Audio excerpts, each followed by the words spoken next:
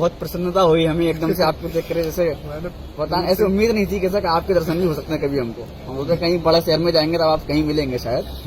ये भी हम डीपी देखते रहते हैं, कहीं पहाड़ों पर आपकी अधिकतर आपने देखते हो। मुझे ऐसी जगह पसंद है, मेरा काम भी यहीं पर बेहतर हो पाता है। अब ये निरालंब उपनिषद पर सत्र है, वो है, ये मुंडक उपनिषद पर है।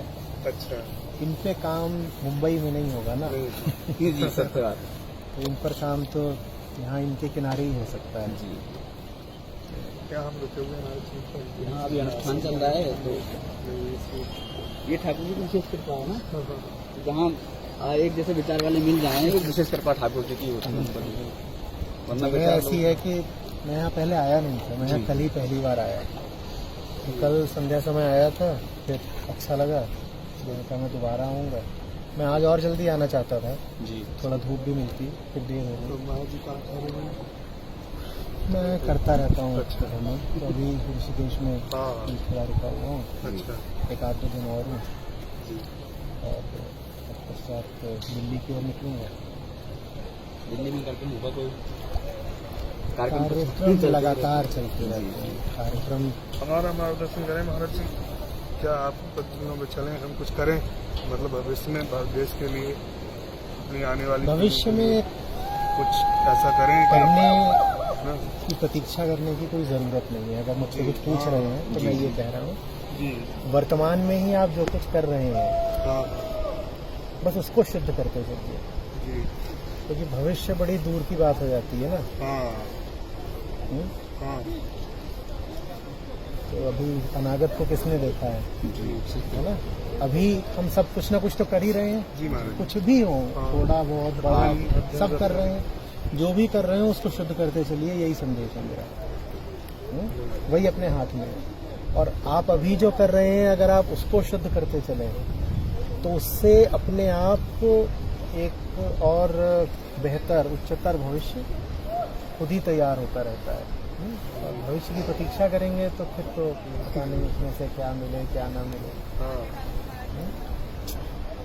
आप लोग किस में हैं, किसी व्यवसाय में हैं? अभी आप लोग तो कुछ जी, आप पढ़ाई कर रहे हैं, प्रोफेशन आप कह सकते हैं इसको, पांडित्य क्रम करते हैं। पांडित्य कर, आपके ऊपर तो बड़ी जिम्मेदारी है।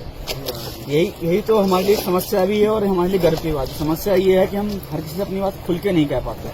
नहीं, जितना शायद आपको शुरुआत यहीं से करनी चाहिए, जितना हो सके उतना खुलकर कहना शुरू करिए।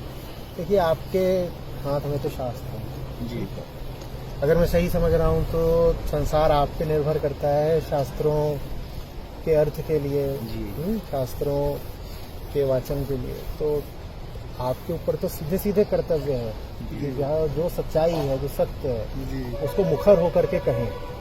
उसमें थोड़ा देखिए खतरा तो रहता ही है, हाँ, उसमें कई बार थोड़ा नुकसान भी उठाना पड़ता है, लेकिन फिर अध्यात्म किस काम का, अगर हम उसके लिए कोई नुकसान नहीं उठा सकते थे तो नुकसान उठाने को तैयार रहिए। नुकसान छोटा होता है, लाभ हमेशा बहुत बड़ा होता है, ये पक्का जानिए। मेरे लिए बहुत बड़ा लाभ है कि मैं जहाँ भी जाता हूँ तो आप जैसे बंधु लोग मिल जाते हैं। ये इतना बड़ा लाभ मुझे नहीं मिलता ना अगर मैंने पहले कुछ छोटे नुकसान नहीं उठाए होते। तो छोटे नुकसान उठाइए, आगे चल के बड़े लाभ मिलेंगे, बल्कि उसी समय बड़ा लाभ मिल जाएगा, मन अच्छा हो जाएगा, इससे बड़ा क्या लाभ होता है ना। तो यही मेरा संदेश है। और आपको डिस्टर्ब तो नहीं हुआ? हम थोड़ा नहीं डिस्टर्ब क्या है, ये आप ही लोगों के लिए है। तो आप लोग सीधे ही सामने मिल गए तो किताब आप तक पहुंच ही गई। अभी आप ही सबके लिए तो लिखता रहता हूँ। संदेश मेरा ये है कि इस समय पे कि आप सनातन धर्म प्रतिनिधित्व कर रहे हैं, इस समय पे धर्म का संकुचन एकदम चरम पे पहुंच गया है। धर्म में तरह तरह के दूषण, दीमक लग गई है, इन्हें दीमक ही कैसे। और युवाओं के अलावा धार्मिक रुझान के युवाएं, उनके अलावा कोई उस चीज को रोक नहीं सकता। और अगर आपने नहीं रोका, इस पीढ़ी ने नहीं रोका, तो भविष्य क्षमा नहीं करेगा।